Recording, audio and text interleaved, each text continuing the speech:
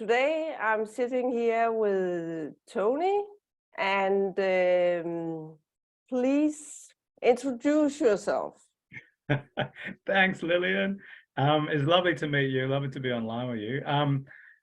My name's Tony. I am an innovation scientist with a medical physics background. So I've been studying medical physics and innovation essentially for nearly 25, 30 years now.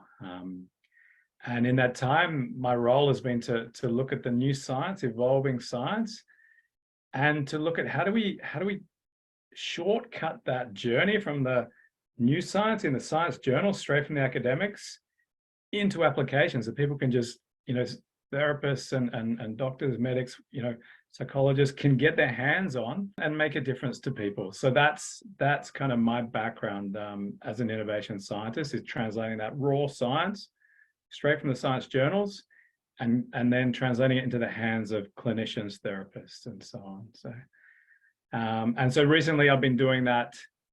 There's been so much research now around the brain as a prediction machine and how that then forms the emotional reactions we have, the physical emotions, the internal states that we have, even driving involuntary behaviors, like phobias and fears and PTSD and deeper into also complex trauma. It also drives that complex trauma piece. So there's a whole now evidence of this brain as a prediction machine, and the evidence pointing the way that it makes predictions. It tests those against the world, updates it based on errors, and we have these beautiful mechanisms built in now to update phobias, fears, PTSD, trauma, any emotional reaction or behavior that's undesired and unwanted. There's a mechanism built into this brain that is evolved naturally in coordination with the prediction system to update it. So yeah, it's how do you use that now in a clinic setting to make a difference to people. And I'm have a master in biology and was, can you call it, upgraded to a therapist and coach, certified coach. So I think 8 years ago, I left my corporate job and started all this up. And during the education to a therapist, one of my teachers told me about a man with sclerosis that has fighted himself out of a wheelchair with one of the techniques we used. And I was so puzzled because it go against everything I've learned as a scientist. And I started to make a small experiment with 4 people with each chronic disease, gave them 5 tests. And I was surprised what I, as a newly educated coach and therapist, could do. And then after that, I started to look out in the world to find out what was going on. And I used a technique called modeling from NLP, where you find people that have made the journey.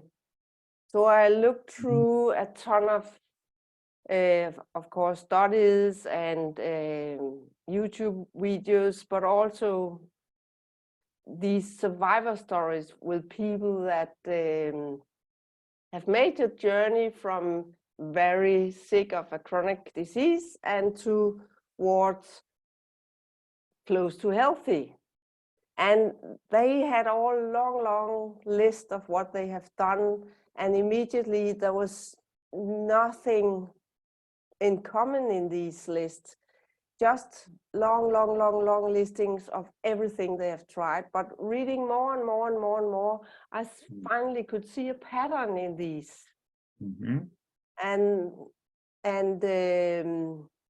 compared it to these studies and videos, and then suddenly it snapped that this is all about stress. And then I start to dig into that in a lot of different ways and make an online course about it.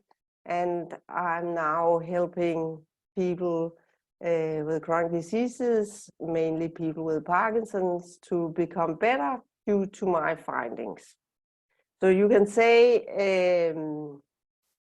if I met you 5 years ago, I maybe could be able to take things a bit faster, but now I've cracked the code in another way than you, but I can see that we have a lot of overlapping. Yes.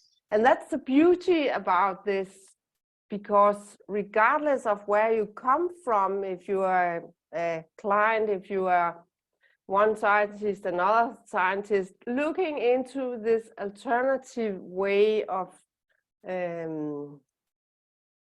seeing things, then it sort of end up in the same, I don't know if you can call it truth or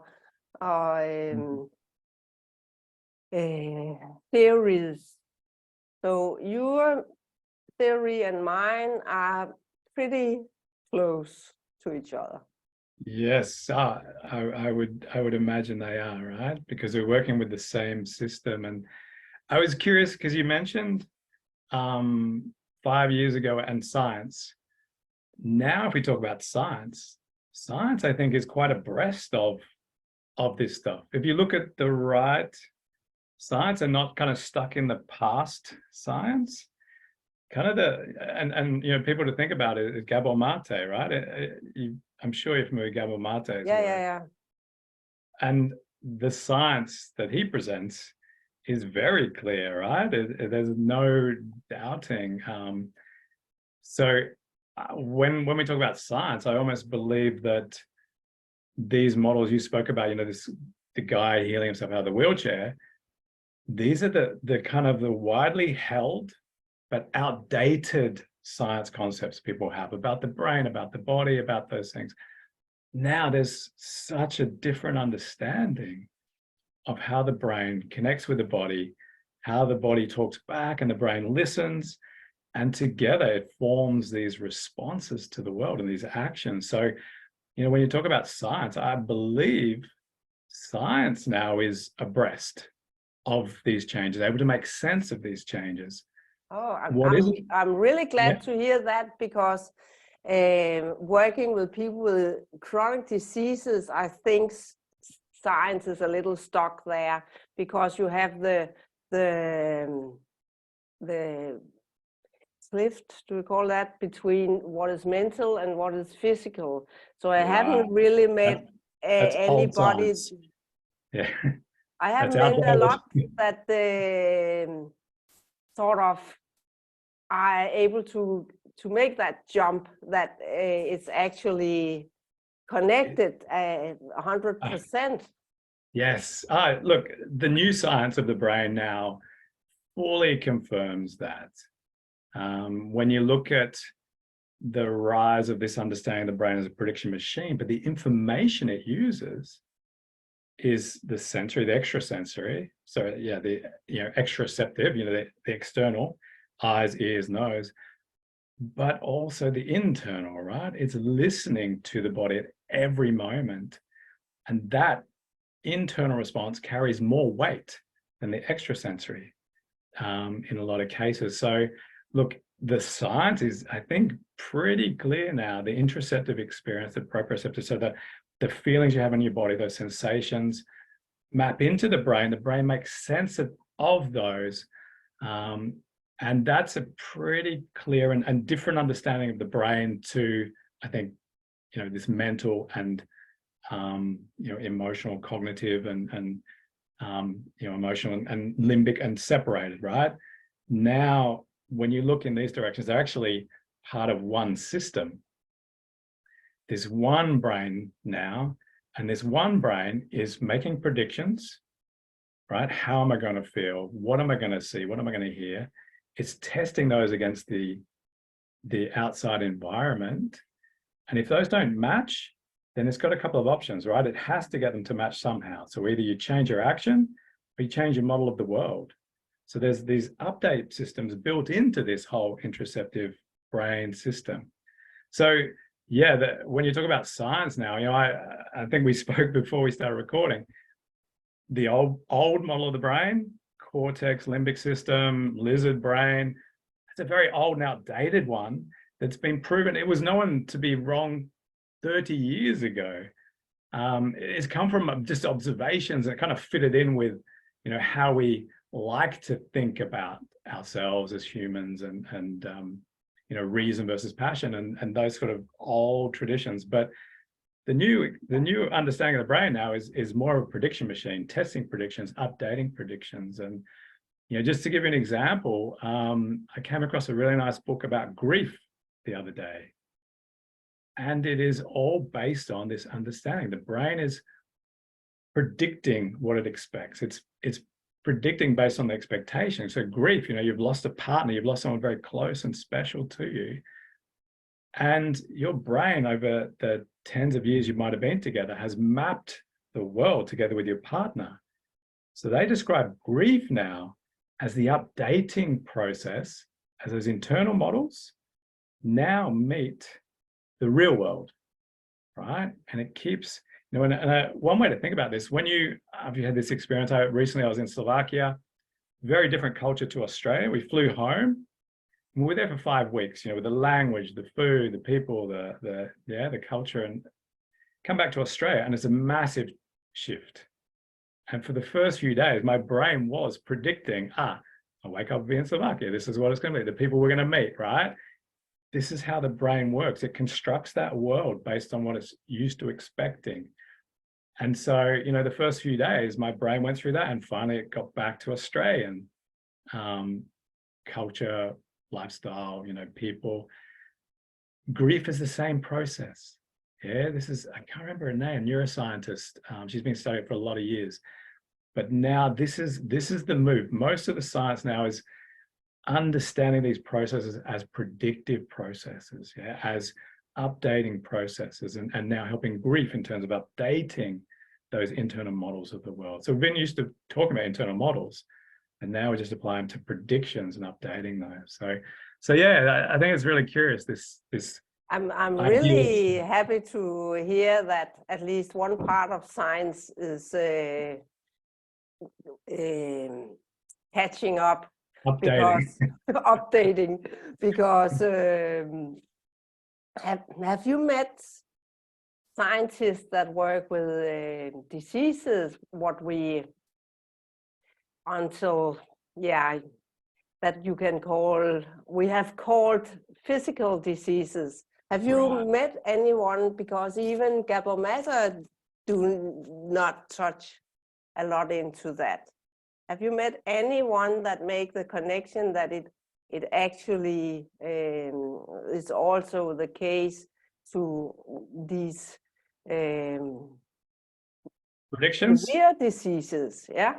Yeah, that's a good question. So I've been working mostly in the psychology, psychiatry, psychotherapy space.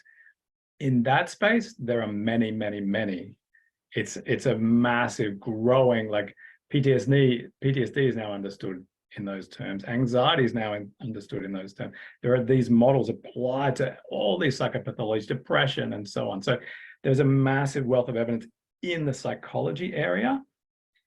I don't look a lot in the disease space.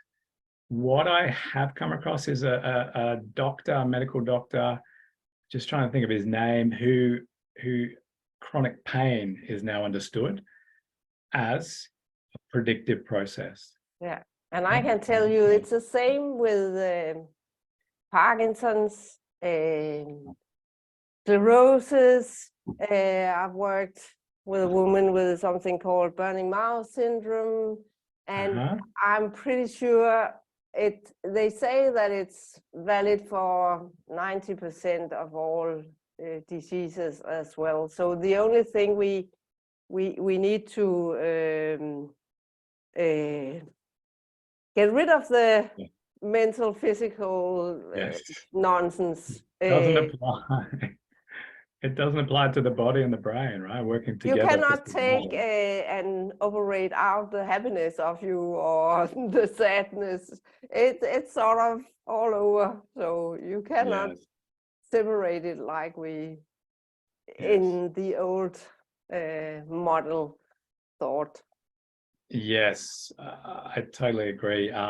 Yeah, diseases. So again, I haven't worked a lot in that space, but when I listen to, say, Gabor Mate, and yeah, he hasn't moved to this prediction realm yet, but you can see as he speaks that underlying predictions going on that then contribute to those illnesses. So I think it's a matter of wording, because I'm glad about this predicting, because it gives me a search word. So Gabor Mate and me, we sort of come from a world where we have experienced it and helped people. And then there's a scientist that have sort of say, we use these words to describe the same. So it's more a matter of getting the same language. yes, For yes, the things I do, the things Gabor do, to get yes. the same, because when I have been doing searchings with the word I can think of, I didn't get that keyword. I'm of course on my second language. It doesn't help me in being creative, but I wouldn't use the wording on the things I do, but I can see that it's a language things. How do you describe things? Yes, yeah. I absolutely agree, Lilian. Yeah, it's important to kind of come to a common language and understanding. Otherwise, there's always going to be differences. I've discussed this with some psychological colleagues who are interested in the health space as well. And our understanding, our feeling was that once the kind of psychological sciences sort of update across that kind of widespread, institutional sort of space, then we're kind of looking at a sort of psychology 3.0.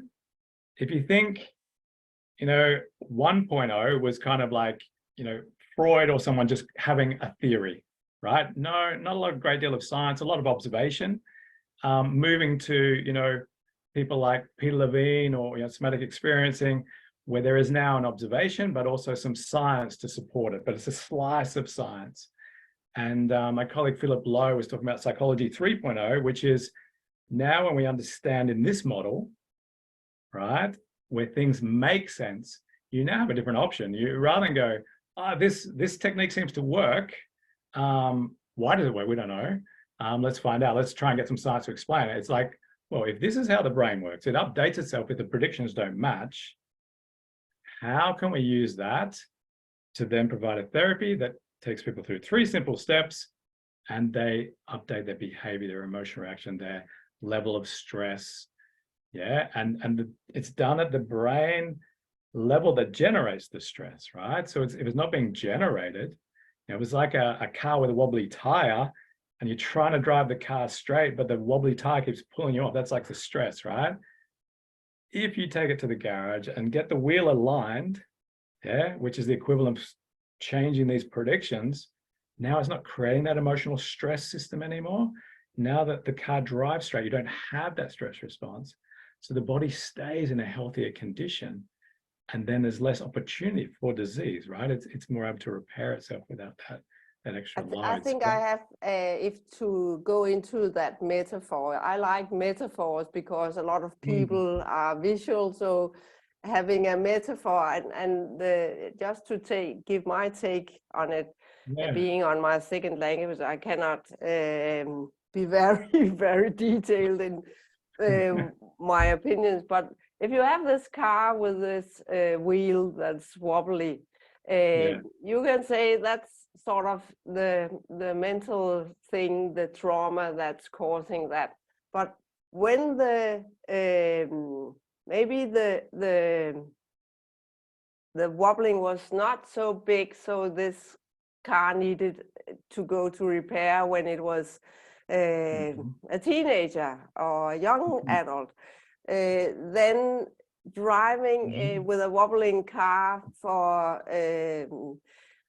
30, 40, 50 years will explain why other parts of the car get out of whack because it's been little and it's been bumping and so that's where you could say the physical disease come in, that it's the long term, the effects being in stress long term, a little stress, not so much so you get referred to a mental hospital when you are a teenager, but a little less stress and trauma, that after a long life driving with this wobbly wheel will get the body into a state where other things are not working perfectly. But again, if you can get this car a new wheel, mend the old trauma, it will very soon it has a chance to correct itself. And that makes a lot of sense. I like how you can explain that with the body, right? That over time these things, and I think you probably look up allostatic load, right? And those sort of I didn't know that word, but I say to people say, but why do I get it when I'm 50 or 60 or 70? I say, you didn't have wrinkles when you were 30. Things happen. We get older and things get more visible.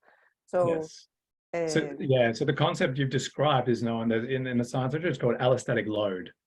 Okay, a new word. Search, so search allostatic load, and it'll talk about how when there's ongoing allostatic predictions, ongoing allostatic needs for survival and hypervigilance and affected sleep and all these sort of patterns around abandonment, or those little patterns of fear of rejection, all those bits and pieces, or I need to be perfect, or I need to be a certain way to be accepted. All those sort of drive, as you said, drive that car into a certain shape, and it's not a healthy shape, and that load, that extra stress now pulls down cortisol systems and immune systems and these other really important aspects of the body that once they all start to sort of fall apart, become a bit more systemic, and that's when you start to run into issues. So it's often, if you're in big traumas and come to a doctor, they know that this is mental, something big happened to you. But when it's a little smaller things that are not good enough, I work too hard on my job, then I get a divorce. Nothing, maybe not a lot of big things, but things that pile up. And then suddenly you get the same result, and then you come to the doctor and say, what's going on here?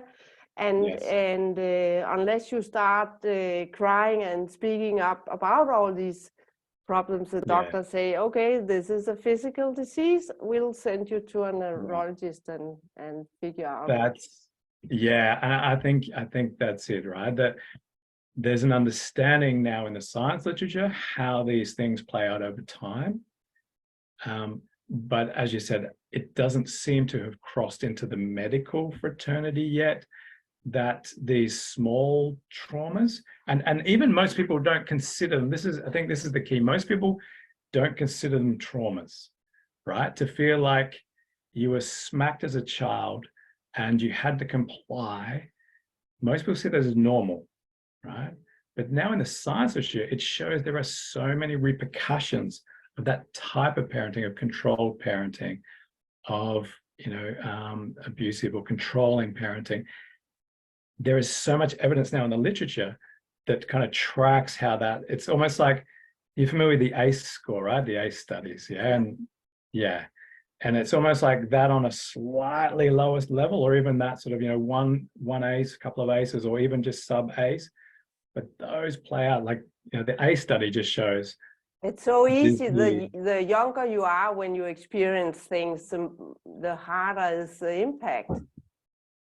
Yes, yeah. As a child, yes. Yeah. And I think this is where the prediction system starts to become a game changer in understanding diseases, right? Because those predictions your brain is making drive aversive states, right? So all your behavior sets up around, I can't feel rejected, or I can't feel shame, right?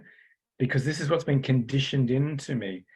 But understanding from a prediction point of view, that over a long period of time can then drive these behaviors of then perfectionism or, addiction, workaholism, that's type of addiction. And those then lead to, a body that starts to break down over time. So I think, my kind of feeling is this psychology 3.0, this understanding of the brain as a prediction machine, how those young, very young, so early experiences, young in life, drive these predictions over time. And as Gabor Mate talks about mostly, right, it's the authenticity versus attachment, is one of the biggest ones. And once you can start to understand how that plays out over time and how those predictions become bodily experiences, experienced repetition, whatever you got conditioned to as a child, repeats as an adult, but in that adult sphere, right? And the way you interpreted it back then as not being good enough, that interpretation just becomes an expected version of yourself in the world as a prediction. And so it plays out in your behavior, in how you beat yourself up, in how you become frustrated at yourself, how you are disappointed in yourself or worry that other people will be disappointed in you.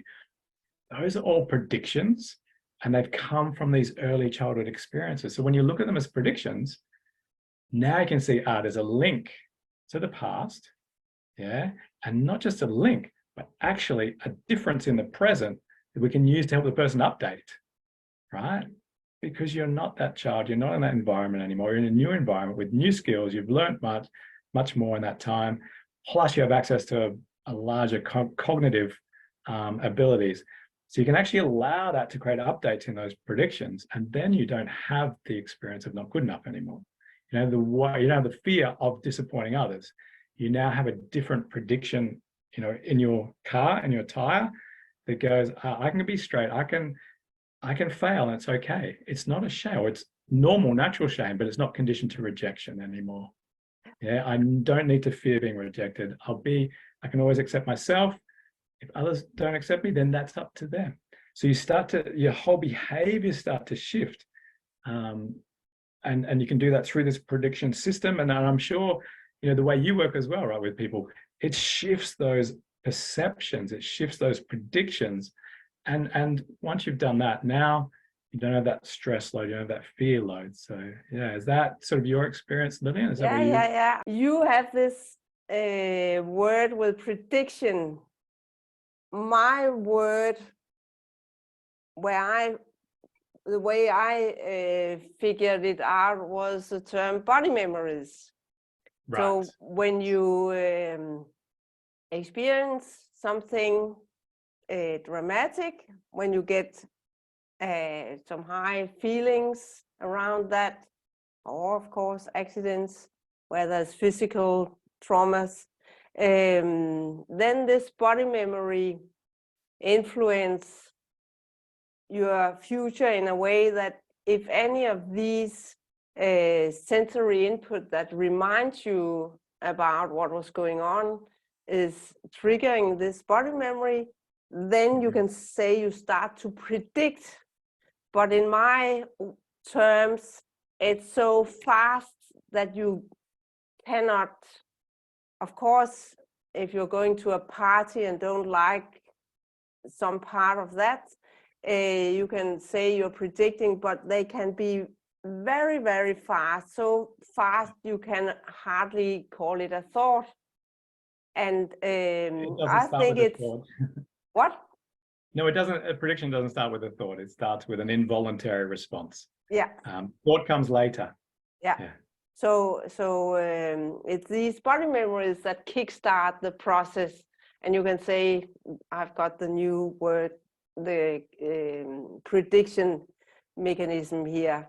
But I can maybe tell you something you might not know, because these body memories and predictions, it can also be very positive things. So not often, but once in a while, I help a person with Parkinson to resolve a positive feeling, that they feel excited, that they should start a new task, meet new people, get some benefits of something. But this excitement can be too much. So it's the same, a prediction. In 3 hours, something amazing will happen. And that's a good feeling, but it maybe cause them not to sleep for 3 days before this is going on. And it's too much, this excitement, this, oh, it will be fantastic. So I sometimes help them to, I ask them politely, do you want to get rid of this extreme happiness? But it's actually a lot of people with Parkinson. It's typical people in high performance jobs. They have these sort of exciting things that after a long job life gets too much, and they are into this state of tension all the time. Yeah, look, that makes so much sense, because like, and maybe, you know, just to clarify the prediction side, the predictions are about threats and opportunities, right? It's not just stress, it's not just fear, it's threats and it's the whole survival system. It's like, I need to go and get a fruit or some food from the next valley. What risks am I going to run into? Is there a bear there? Are there bees and honey? Yeah, is there prickles on the floor? Like, what's the environment? So there's a reward, and there's a danger and a risk. And the brain is forever predicting and calculating, what's my best movements? Yeah, how can I meet my needs, get the outcomes I want, avoid the states I don't want to feel, and avoid the dangers, right? And so the brain is forever predicting those. So when you look at those predictions, if I call them predictions, about the excitement about something happening, yeah, it's opportunity, right? It's that side of the things, right? It's still part of this one system. So some people think about neuroception, and that tends to be that threat, that narrow threat detection. But actually, it's neuroception is in range. Right. It's any feeling. Right now, we have a tendency to divide them in good emotions and bad emotions, but in reality, they all come in sort of a more or less, can we call it neutral? That's sort of okay, and an emotion that's too much, that push you into stress in some way. Yeah. And look, what's really curious, when you talk about the dopamine system, that's an anticipation of reward, right? That's that sort of what's trying to bump up dopamine. The brain is trying to get a way to bump it up. Yeah, if you look at that as a prediction. So there's a biology underneath the whole prediction system as well. It's not just the predictions themselves. You can think of the brain as a network that is now communicating with itself, altering neurotransmitters and altering connections between different parts of the brain. So if you look at things like eating disorders, if you look at things like depression, if you look at schizophrenia, there are parts of the brain that stop communicating really well. Now, in the prediction space, you can understand that there's an understanding that when there's unpredictable neurons and uncontrollable neurons, they're actually pushed out of the system if you can't predict and anticipate it. So now you try and go, what can we anticipate? What can we predict?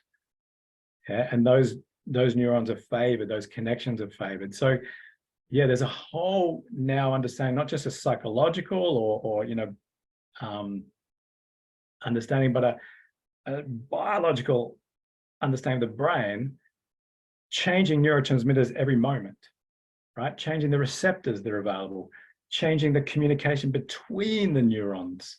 Yeah, which part talks, does the dopamine system, that talk to the reward system, does it talk to other bits of the brain?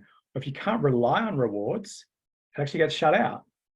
Yeah. Right. So it tries to shut that system out. So yeah, when we talk about diseases, there's a new understanding now coming through about even self-efficacy affects the way parts of the brain talk to each other. So there's a much deeper understanding now. And I actually think that if you are caught in these traumas or old emotional patterns, predicting the bad things or what is too much, it's sort of a highway where your thoughts are so used to running in the same direction. So looking at it in the way you and I do, it's sort of giving the brain a chance to find a new and more natural way where there's not connection to these feelings. Yeah, that's a beautiful point. So Lilian, tell me about how you go about doing that, because I'm really curious to learn, right? So I come from this prediction point of view. You talk about these body memories. How do you go about now updating or whatever term you use for this, or reducing stress? Because I've seen a video you have shared, so I thought I would share you my what can you call it, theory, one slide theory. So I think it's pretty similar but more basic to all the stuff you have, that we have the fight, flight, freeze instincts that alarm us, and this alarm is actually a dopamine state. What's going on? Is it good or bad? Is it a reward or a threat? And then if our sensory input sort of misinterpret it as something dangerous, we go into the fight, flight, and freeze system. And if it's not treated the right way at that time, it gets stuck as a body memory forever. Until something new happens, and it could be therapy that during the therapy tap into this old memory, this old trauma, and find out that in some way, depending on what was going on, that it was a false alarm. Maybe it wasn't that big if it's a phobia like this, or that your father hit you every day for 3 years, but you are safe now, you survived now, everything is good. So we sort of created, I do the best I can to create an environment. So we go into the old fear, but say what should have happened in order for this not to be a body memory. And I found that we actually have a system for that. It's called the endocannabinoid system. And there's a lot of things you can do to calm down your system. So you slowly go into the calm state again. So that's my one slide theory about why therapy works. That we shut down the body memory, the flight, and freeze instinct by using the body's natural way of canceling instinct. So Lilian, what you're saying is that then in the brain and the body, it's like this danger is over now. Yeah, the danger is over. You have been in this danger for 10, 20, 50 years. But now the danger is over. What should have happened at that time in order for this not? So you got up here, but it was a false alarm, you were not in danger. So we recreate a situation close to as close to via your memory and emotions to what was going on, and then Yes. calm it down. And it's often recreating a caring situation with a person that helps you to calm down. Yes. Lilian, in your model, you talk about taking them back. So you take them live, almost get that memory live again. Is that right? Yeah. Yeah, they're back there. And then you talk about helping them, what should have happened then. When you say what should have happened, what do you mean by that? If you take maybe even two twins that have been in the same situation, they've watched the same thing. Maybe they watch a car accident, and that brought up some terrible feelings. And the one twin was sort of left to its own and created a body memory. The other were next to a father and mother, and this person gave them a hug and talked about what was going on here, and these people in the accident, they will be go to the hospital and they are taken care of. And so they say, yes, this was is a crisis, but everything is okay, we are all safe, it's nothing to do with you, or whatever is needed that relates to that situation. So I recreate you can say a new memory.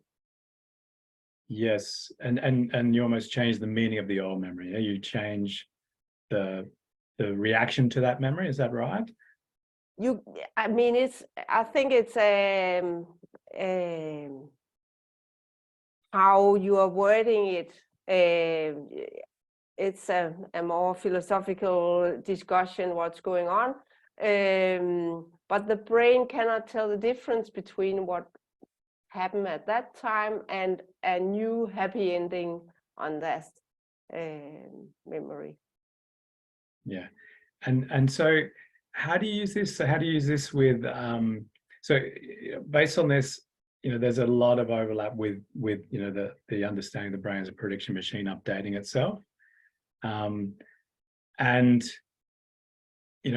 one way to look at what you're doing is to see that change in response is a prediction error, and the brain must update under a prediction error. Yeah, update under certain conditions. Yeah, if you want to be healthy again. Yeah. Sorry? Yeah, you must change the prediction if you want to become. If you want to be healthy, yeah. The condition that we're talking about are actually the ones that stop you updating. Yeah, there are things to stop the person from changing. Yeah, we can talk about those another time. But yeah, so there's a classic understanding now that and your technique is based beautifully on it, right? It uses those 3 steps beautifully, right? The understanding is if you look up memory reconsolidation, you probably have, right, from that paper. It's in that paper you shared with me. We talk about memory reconsolidation, and there are 3 basic steps.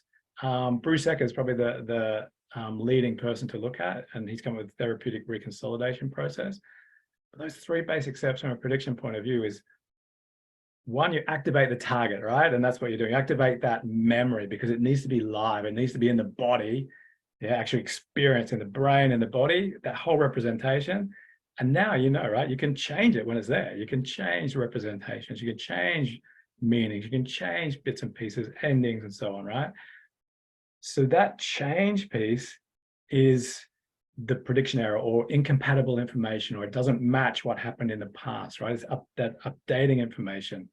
So every therapy has every therapy that works with a transformational type change like you're creating is based on these 3 steps. It's that activate, some sort of prediction error, some sort of mismatch or incompatible information that you juxtapose against the original. And then the final piece is get them to experience that a number of times. And that's what allows this brain to update that previous memory and update, you know, in what you speak about, that body memory. And then that changes the whole prediction system now. So that stimulus or that memory no longer carries the charge. So it's so amazing. And, yeah, and it's beautiful, most right? people have actually can do it quite easily as long as you sort of accept that now I'm going to be vulnerable, be in front of a person I don't know too much. Then most people have pretty easy access to this, because I think it's the body's natural way of resolving these things. The body and the brain's natural way, right? It's the way that the system is designed to update itself. It's how it's meant to be. Exactly. Yeah, it's the way the brain's designed, the way that the system is designed to update itself when it gets new information, as long as there's a few conditions on that information providing the update. But yeah, as long as you create an experience and it matches those criteria, then the person will update, and they'll have a different, I don't know how what you say, a different body memory or no body memory. I'm not sure how you term it. It's no body memory, is that right? No body memory. That's once in a while, if you know the father has hit the child repeatedly, you cannot handle it as one. It's probably different. But if just to be rude to this person, that the father hit the child once every day 365 times, it's probably more than one trauma, but it's not 365 trauma, because some of the settings is so similar. So maybe the 200 can be it's when you were hit in the kitchen in the morning, 9 a.m. These can be pooled and be sort of one trauma session. And then there was times when he hit you in the dining room or out at the beach, or then it can be different trauma. So it's a little dependent on the situation, and it can be a trauma that is long term, where it takes several hours before something dramatic unfolds.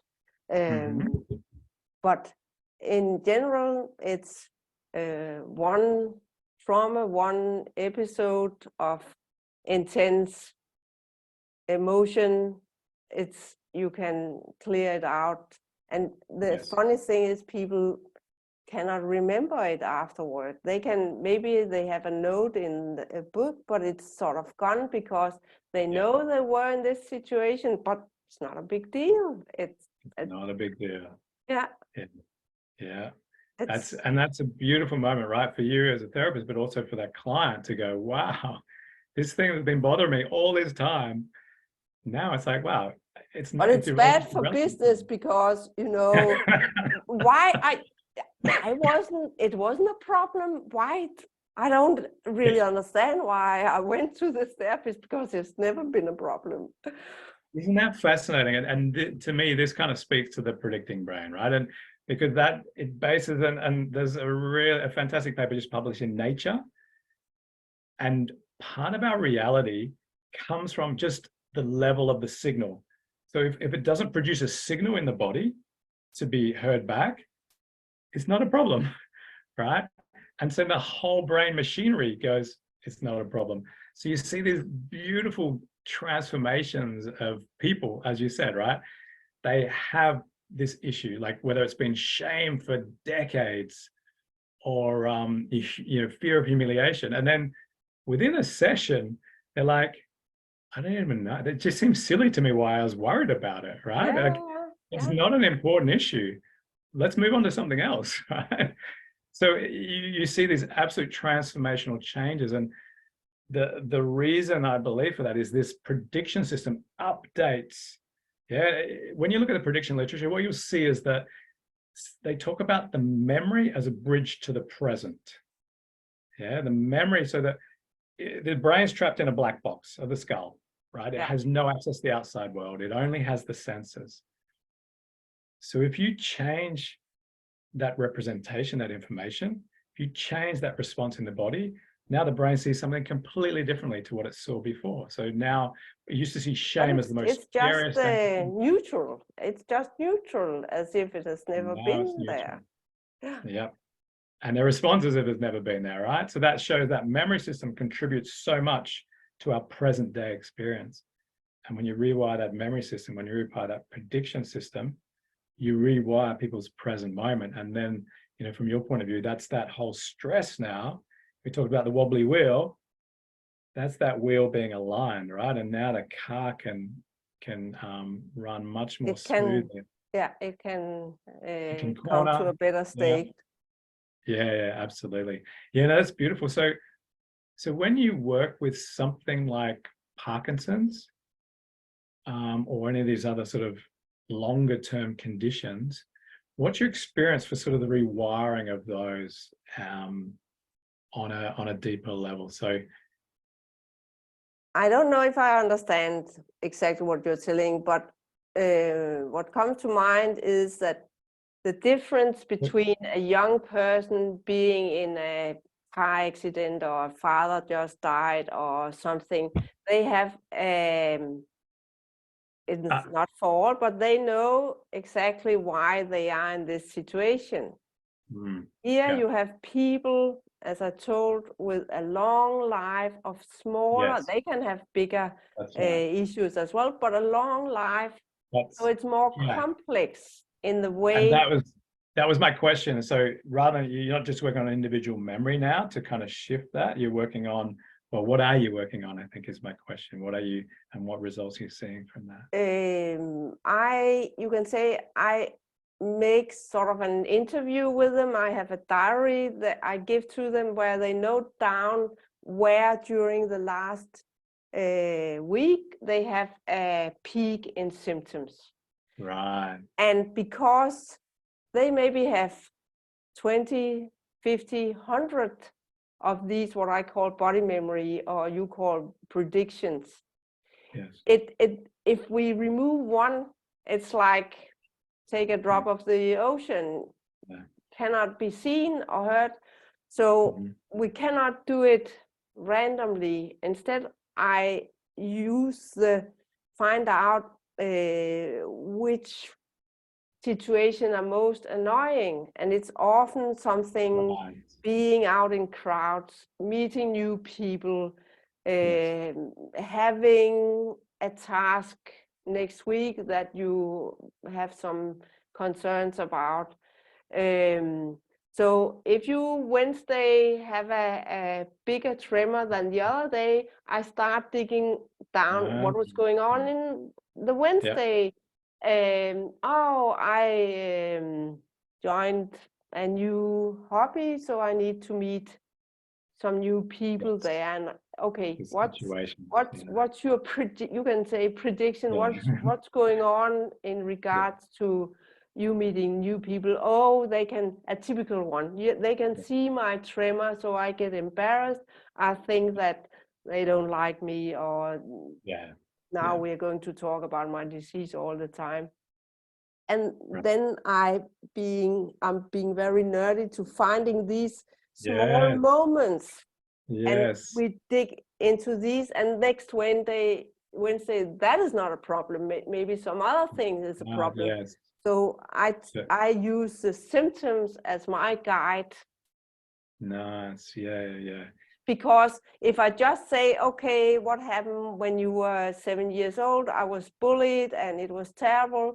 And it could be a prediction that every time I meet a tall, dark-haired man, I think he will bully me. But maybe that doesn't happen as often, that you meet a person that look like this.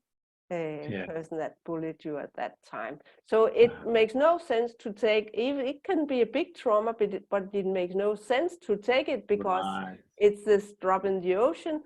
So we must find the peaks of symptoms where it annoys you the most, because then you earlier see a reduction in symptoms, and you can say, this time I didn't tremor, even I went on a cafe to meet a new person. Then they can see the benefits in situations, but they can still have 99 traumas left. Yes, and I can see it. And so when you as you said, you work on those pieces,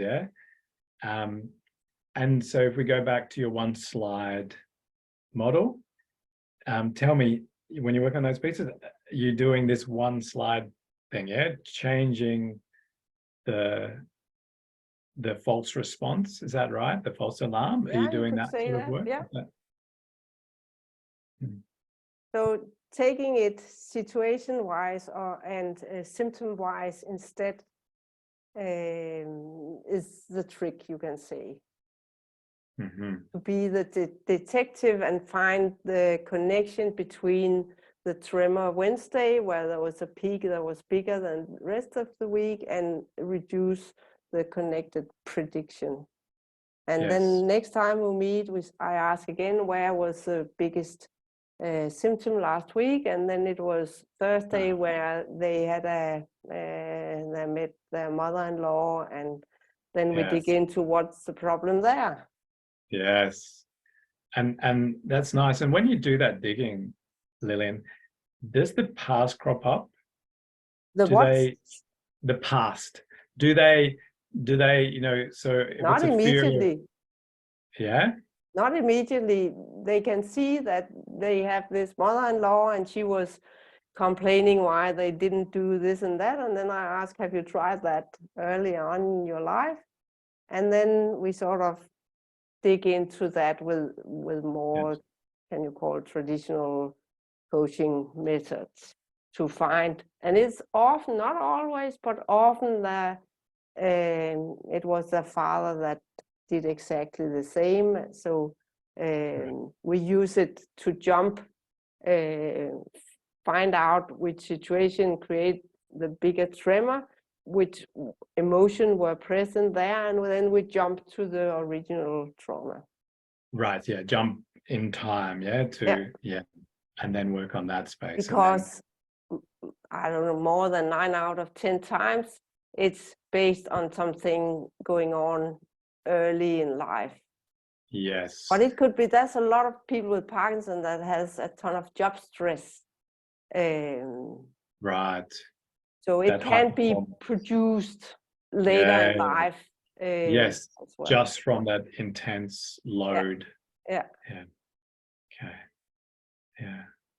So to be open and say you cannot in advance say that this is how it is, but to be very nerdy to find the variation in symptoms and the connected emotions.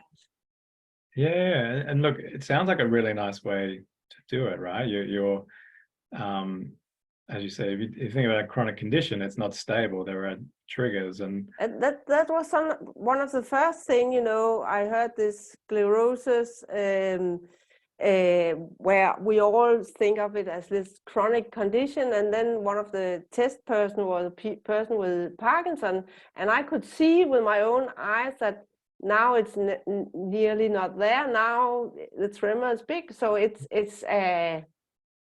these people, it's like a dashboard. I can see the inner stress level. Yes. They are, I think it was actually why I started working with them, because I could see this one-to-one connection. They couldn't lie about it.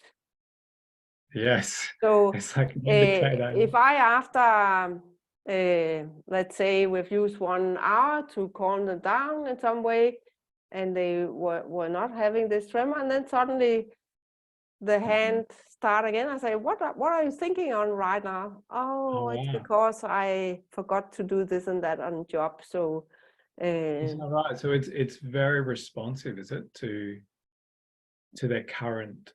and I think all symptoms is, but I mean, you can see it if they have a tremor. I can see the reward when we're doing a good job, then it settled down, and then later I can see, okay, what's going on now? So it's a starting point, but I've worked with other people as well, so I know it's sort of the same, but tremor, it's a good thing to work because it gives you immediately response on what's going on. You are a little more dependent on how connected people are with their body. You know, being into fight, flight, and freeze, if you are frozen, it's very difficult to very challenging.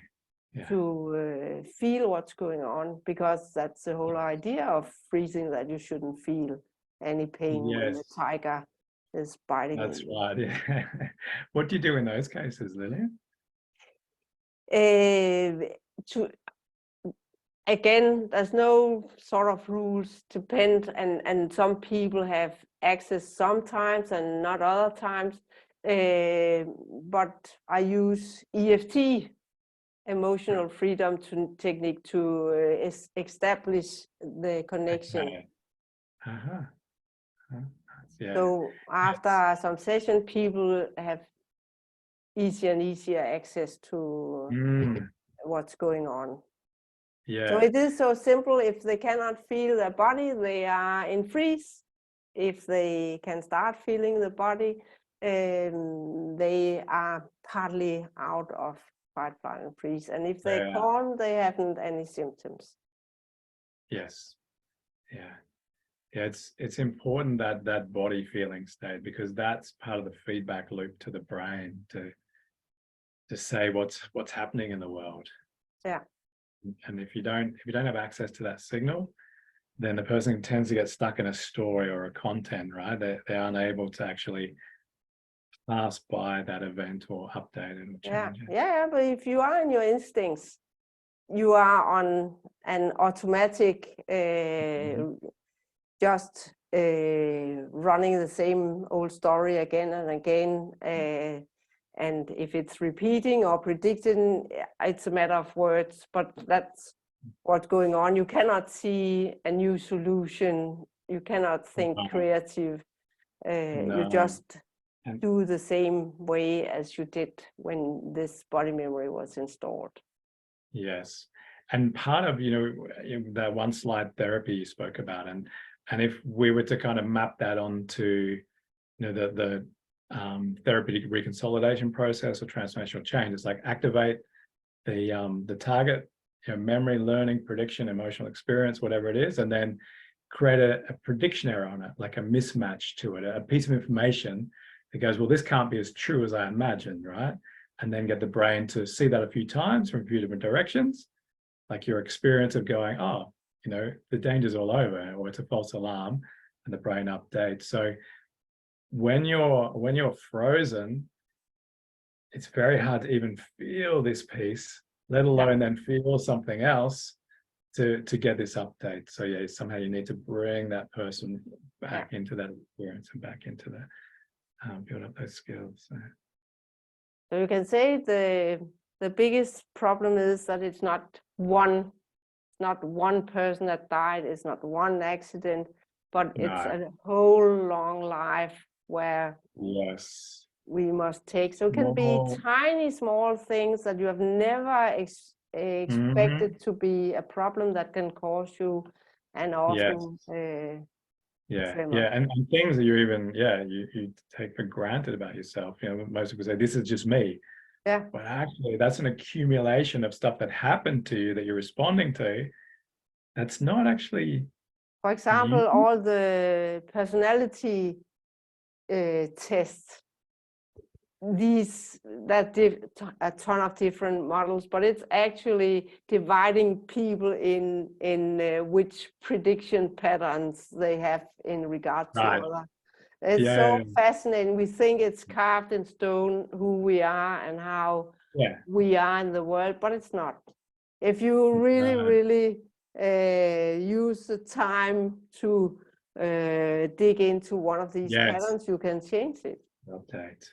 Absolutely. And I don't know if you looked at Set or any of those sort of No, I games. think you must give me a long list with all the things you were Uh, mentioning. Right. Well, Seth is is kind of the consciousness researchers. But what their research is showing is how the body or how the brain uses the body as a signal to work out who you are and what's going on in the world, right? And in that you begin to understand that the self is a construction. It's made up at every moment of time, depending on the context you're in, right? And the brain has an involuntary control over that version of the self. So your self-confidence can be dialed up or down depending on the context, right? And depending on what happened to you in the past. So if you, a very large T example is that you got hit whenever you spoke up, right? So then the brain goes, speaking up and being expressive or charismatic is dangerous. So your brain dials down self-confidence, right? And the version of the self is like, I'm small, I'm petite, I'm quiet in the corner, right? And people tend to think that's just me, I'm just quiet. But and this is not everybody who is quiet in no way or shy, but there is a version, if you are different in different contexts, that is the prediction system or the construction of the self updating in different contexts, depending on the threats and the opportunities that it sees in those environments. So there's a whole lot of research now that the self, as you're saying, this is just me, is a myth. Yeah. That there's an understanding that it's updating every moment. What's happening when you remove these trauma or body memory, then people get more and more neutral in any way, and they automatically, that's a good thing, that beneath all these things we have a confident version of ourselves that dare to speak up and can handle nearly all situations. So that's magic that everyone, you can look it in their face. It's actually visible in some people where they start out with being smaller version of themselves, and then their face and their whole body soften up, and they can start speak up for themselves and set boundaries and that sort of things. So that's amazing. Exactly. Lilian, I love how you said it, because they can set boundaries then, right? So if you think, a lot of people think you need to practice defining a boundary. You need to practice this, especially if you have low confidence. You need to practice having confidence. But actually what you're talking about, and what I've seen as well, is that there's a different way. When you change these body memories, when you change the predictions, you can be yourself and you can define your boundaries. But if you're really, I don't know if there's many people that reach that stage, but if you are more or less free of these body memories, these predictions, then other people cannot hurt you, but because if they say, oh, you're so stupid and dumb and you look ugly, it's nothing to do with me. It's this person that has got some problems. It's not me, because it's just like rain on feathers. Why should I bother with these people? It's amazing when it happens. That's beautiful, those experiences when you see that, when you have clients like that. And that's the natural state of the brain, right? Or the brain and the body together is exactly as you said. Once you've changed those responses, then you have a totally different response, which is, people don't hurt me. Or one of the common ones you see is people afraid to connect, right? Being vulnerable. But then, as to what you're speaking about, once you realize that you're the one that keeps yourself safe and you have a connection to yourself at all the time that you can maintain, and love and acceptance and validation for yourself, that's something no one can take away. Yeah, no matter how close you get to people, that, yeah, if there's something happens, that's more about that person than yourself. Yeah. That's it's I think a coach thing that if you point at other people, say you are dumb, you are stupid, you are ugly, then you have three fingers pointing towards yourself. So it tells the person a lot about who you are, how you perceive the words, how you predict. It tells more about you. It's a good visual metaphor on what's going on there. So why should I care about a person? They are just expressing their own problems, nothing to do with me. Yeah. And Lilian, when you spoke of those people now able to define their boundaries and able to speak up,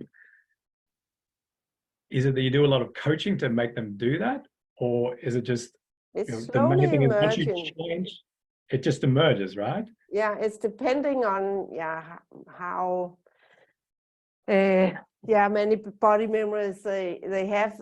Some have a few, some have a lot, but slowly you see a more natural version of themselves that it's a spontaneous just emerging of that authentic thing. Yeah. So of course they come back and say, now I have a new problem with my son or my friend, or what's going on here.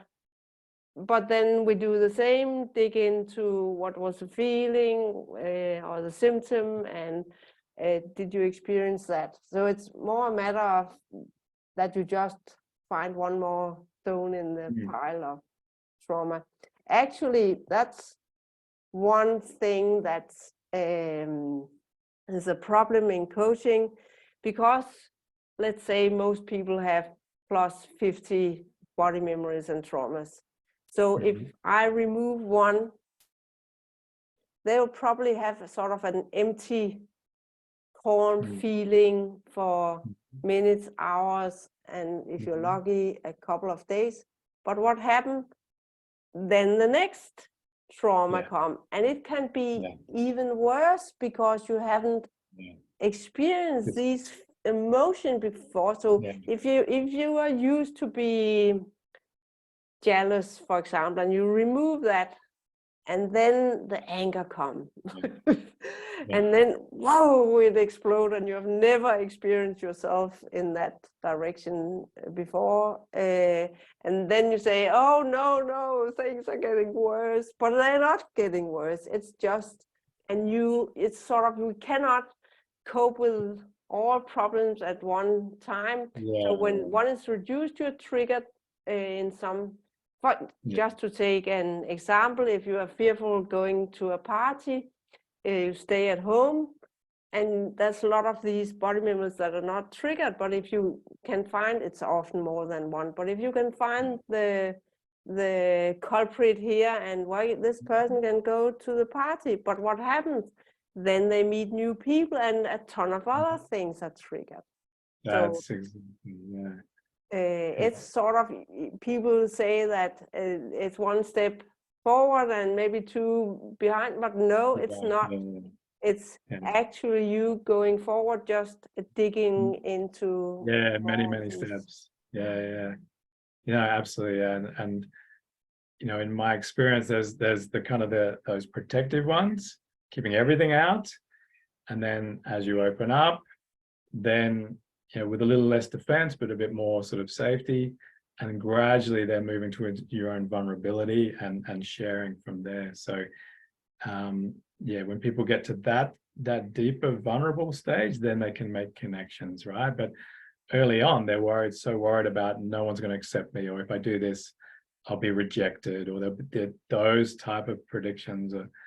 And then once you can make the prediction, it's okay if they don't accept me. That's about them, right? Not about me. And you can start to now accept yourself. Yeah. Right? And then maybe if they reject you, why should we care about people that reject us? It's better to find new ones that we share. Find new ones. some Exactly. good thing. We shouldn't use time with people that reject other Yeah. people just because this and that Yeah. is the case. That's So that's yeah. No, another absolutely. realization that you, of course, find more of the good things in the world. Mm-hmm. Oh, nice. So I think we need to hear a little about your, because I can hear and see that we share a lot of common, but you are teaching other people how to do these steps. It's I don't know if I'm correct. It sounds like it's more Right. like a Yeah. So there was a well, a couple of things, but one, we talk about science, right? And science is this understanding of mental and, emotional separate. But actually, science isn't that anymore. There is an understanding now that they're one part of this prediction system, one brain, one body united. And in that lens, through that perception, through that perspective, you now get to understand how emotions come about. You get to understand how disease, as we've been speaking about, can be a part of this system. You get to understand how thoughts come about, yeah? and how behaviors can be involuntary. You start to see all that through this predictive lens. So, it's nice to talk about body memories, and it's a nice kind of way to understand it. When you move to the prediction side of things, you actually get an understanding now that there's mechanisms built in to update body memories. And that's the magic you found, right? Through your experimentation and your learning, you found that magic. And so the next piece is we've got a brain that predicts. Yeah? And there's so much evidence that our expectations actually reach into our very visual cortex and update the firing of the neurons in the visual cortex, right? The expectations actually feed back. They do the same into the interoceptive, into our feeling state. So there's this understanding the brain is absolutely updating our sensory information by predictions. And then if those don't match, if you get the sensory, so you've got these two worlds, right? The one you're constructing, the one that you're predicting, you got the one that you're recording or observing with sensory information. And the brain has to compare those. It has mechanisms to compare those all the time. And if those don't match, it has to update. It has to do something. It either updates action or updates perception and learning, or both normally. So all these little t traumas, they are updating moments where the person's learning, I'm not good enough.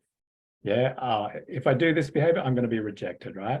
So what I'm now sharing is this understanding of this prediction system.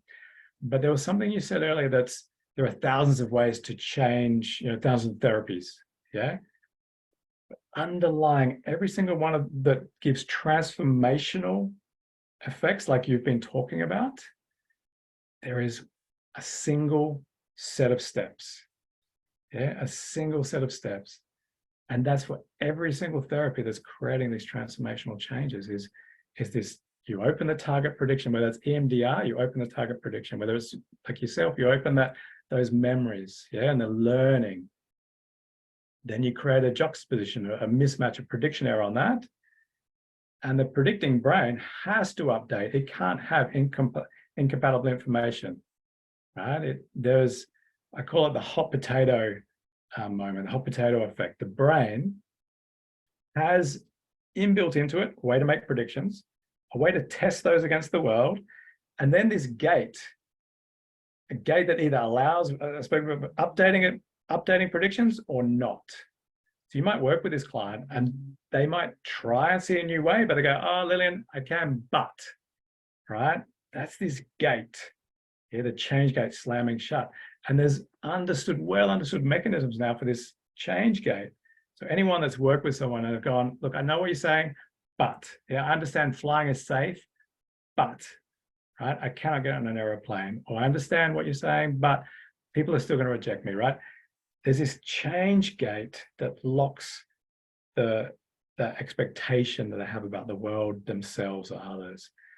And so this science is really clear now how to open that gate and allow the change to take place in the brain. So that's the information that I'm sharing now, that's come straight from like Harvard and Oxford, UCL, and these institutions, Cambridge, that are understanding these processes in the brain, the prediction, the test, the comparison, and then this gate, change gate, and updating based on that. So those 3 simple steps underlie every transformational therapy, NLP, EMDR, the approaches you use, the ones I teach, is all based on these 3 simple set of steps that the brain has mechanisms built in to use.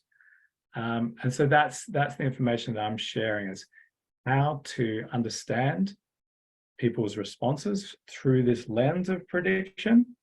And then it gives us these beautiful mechanisms of how to update, which you're taking, like, there are so many therapies that take advantage of this and are using it implicitly. You found ways to explain it. And there's a beautiful model that kind of, lays over yours in a way that says, that's exactly right. Once you have a different experience of that memory, you have a different understanding, a different meaning. And if that meaning makes sense and has some truth and some interoceptive experience and truth and evidence for that person, now the brain can update the past, and it has a natural mechanism, the hot potato effect, to let go of information, beliefs, self-beliefs, these expectations of the world and the self. It has natural mechanisms to let go of those.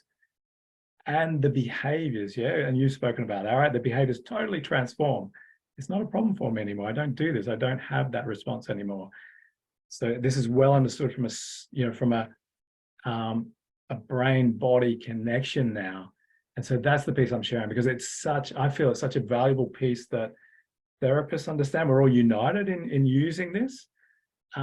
And in many ways, it can guide what we do as therapists, because it's like, that's that change gate locking shut, because I can see the threat there. I can see whatever that danger is for that person. So we're just going to work on that, open the gate. Now that deeper change can take place.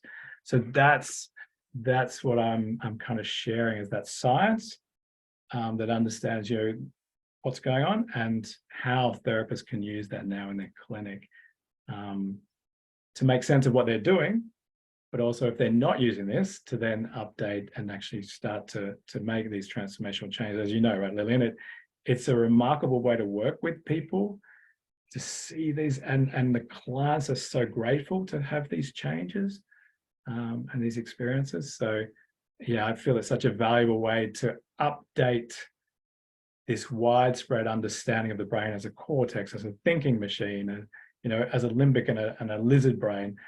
But actually, that's so outdated and mythical to actually update to now what the new understanding of the brain is, that's now widespread across psychology. And I see it widespread across psychology, moving towards that disease and that sort of space in the 4.0. So you have seen and heard some scientists working with diseases that get more open. This is our understanding, that as it kind of sweeps across the psychology space, it's like a therapy space, therapy and coaching space, that's kind of a vehicle into because the medical system is quite locked down and quite rigid. But there are doctors that now look at, as I said, chronic pain. That's becoming well understood now from a prediction system, and the results they get are reflecting that, right? It's those transformational responses you've spoken about, where people go, it's gone. Like, this pain I've had for decades is gone. Right? So how do we, it's another thing in coaching world, we operate with beliefs. How do we change the beliefs of doctors and neurologists? Because that's you can say sort of a prediction as well. Look, that's such a good question. I don't have the answer for that, but I have ideas, and that's one of the reasons why I'm going down this path that I'm going down, because usually science takes 20 years to cross that chasm from the science journals to a doctor. That's too long for these people, probably right? More because they need to write a book. You need to place that book in a university. You need to have students having that course, and then so it's maybe 30 or 40 years. Absolutely, it can be, right? That's how long they've known that triune brain is outdated, right? So look, the way I believe, those medicine, psychology are all evidence-based, okay?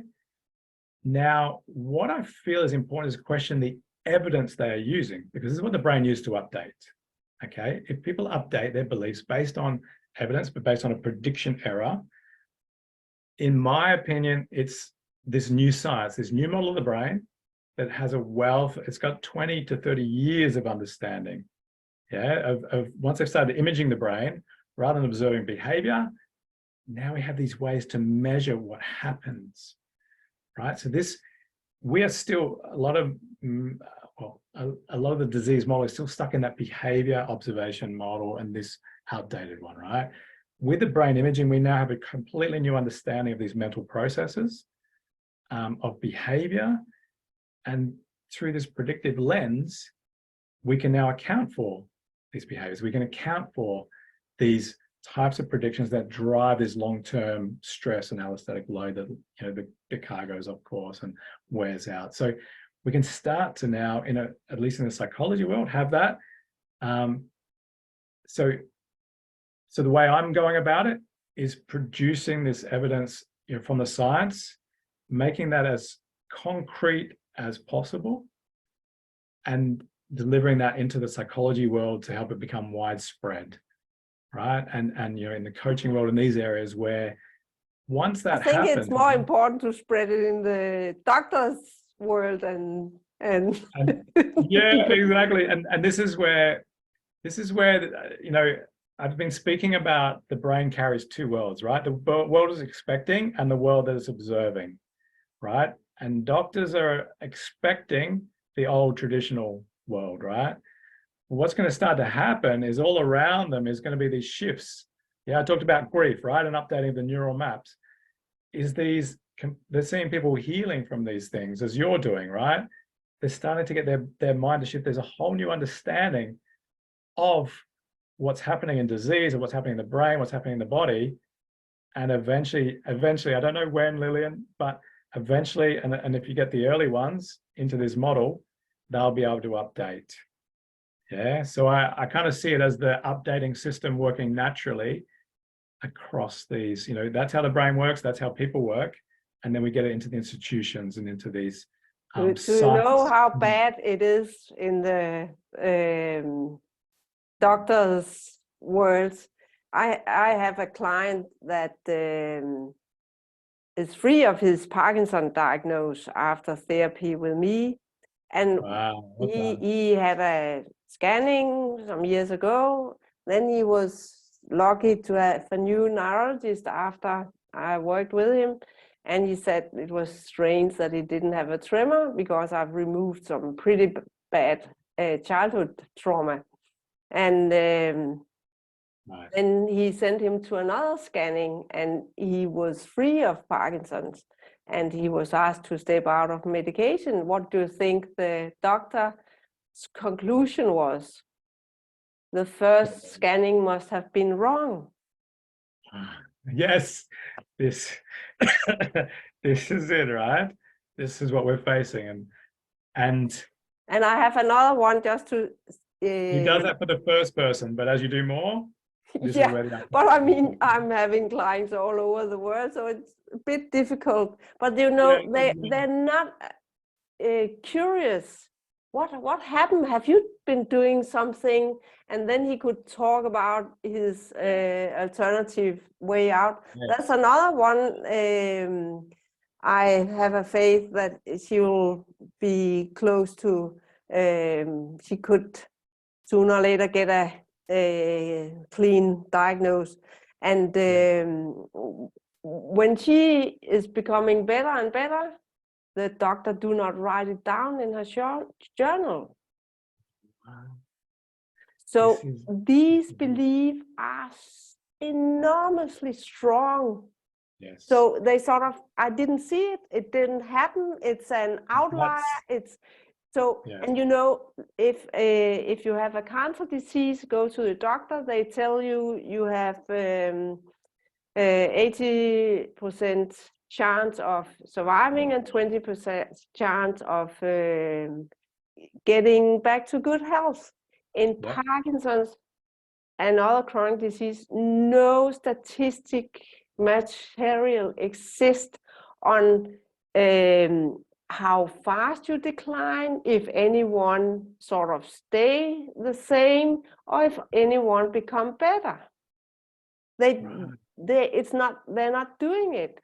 That's a woman that made a study, but not I don't know where she came from, but it's not absorbed in the world that there are actually not many, but there's lots of stories about people. There are a few cases, people that become healed totally, and there's a lot of story with people slowly becoming better. Why are they not collecting this?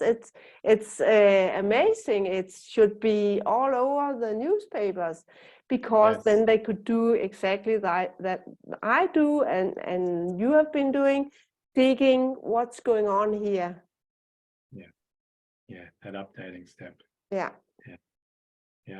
And yeah, look, there needs to be a prediction error to get the update, but that if that change gate is closing, you then need to use the techniques to open the change gate. Yeah, but these doctors need one as well. that's where you need to find ways to present the evidence. Yeah, to you guys, and accepting, because this is how our brain works, right? If we are highly confident of something, we've seen it a lot, it dismisses that evidence. And that's, you know, if you look at the brain, that's what it's doing. As soon as the prediction error comes in and you're less confident, then you actually pay attention to that information. So there's unlikely to be an update while they're still in that confident, this is how we expect it to be. It's only when a prediction error starts to mount up that we begin to... So it becomes common knowledge. Right. Yeah. And so this is why I'm going down the path I am, because once the understanding of the brain and the body as this unified organism comes more into the world and creates these prediction errors across these psychology and medical spaces, then we start to see change. So that's why I'm going down this route. I feel it's such important information. And and I actually think you're right, and we need to drag you in the direction of all these diseases, because you come across with all these articles and scientific language that's and on your first language as well. So that helps. that helps a lot. Yeah. So we have talked for a long time. Have you a final comment? We have. It's been lovely, Lilian. It's been so lovely to talk with you and to hear, like for me, to hear your experience with clients and to hear those shifts that you're making. You know, it's remarkable. It makes sense, right? From a science point of view, it makes 100% sense, the results you're getting. The unfortunate thing is that is the minority of how people see science. And science is this kind of general march forward of different ideas. But it's been wonderful to hear the result, the transformation you're creating. And you know, to be able to underlie that with the science, right? It just makes sense. See, the only thing I'm doing is to gluing the mental and physical together, like you also have done, but that I'm working with these physical things instead. Yeah, and there is no difference in this model, in this brain body system of the, you know, as you said, the physical is just over time, these things add up and the body goes out of whack, you know, and the brain, right? That's part of the prediction system too. So we're beginning to get these understandings now that the brain, the body, so you can see the depression, there's parts of the brain don't talk to each other anymore. Yeah. And so, yeah, so what my final words is that we now have really good understanding of this with evidence coming out from some of the top universities and many other universities around the world. It's not just those, it's you know, community-wide. So there is such powerful evidence for this understanding of the brain as a prediction machine, for how it updates itself, and for how that can then, those knock-on effects for how it then aligns those wheels, get people working a little bit better, and over time healing, and when it's psychological stuff, transforming behaviors, transforming thoughts, transforming emotional reactions. When it's disease stuff, it's a little longer, can be a little longer process. It can be, but there's no rules, just setting it free, but no rules. Dealing with the exact same as you are talking about. Also, these physical symptoms will slowly become less and less. So, yeah, absolutely, absolutely. Yeah, the disease system works in this whole space. So, yeah, I see. You know, we've moved from sort of 1.0, psych 1.0, 2.0, as my colleague Phil Lowe talks about. We are now on the verge of 3.0. This is the prediction, understanding the brain and body behavior together. And I believe then 4.0 is this health, disease model and the brain model and the body model all being one thing, and there's no difference between them. No, right? of course not. Absolutely no difference between them.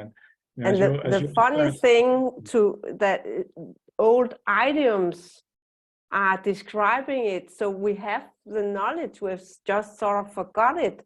So you have a broken heart, you have butterflies in the stomach, you have a rash if you're embarrassed. So that's at least in Denmark, in Danish there's a lot, and there's some in English as well, that you're shivering if you are afraid, and you're stuck, you're frozen in fear, and so we know it. In our language. It's in our language. It's just to put things together to get rid of this cliff of mental and physical. We've built up the whole health system. So you start with your doctor and he decides, is this mental or is this physical? And there we have the problem. Yes, right there.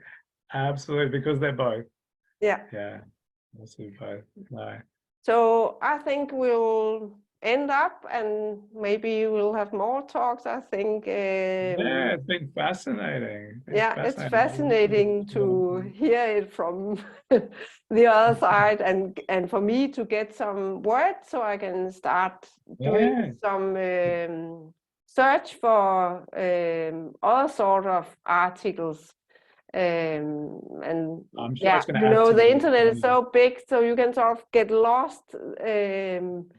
It just if you don't know the right words, so it's interesting. So thank you. I'll stop the recording. Thank you, Lilian.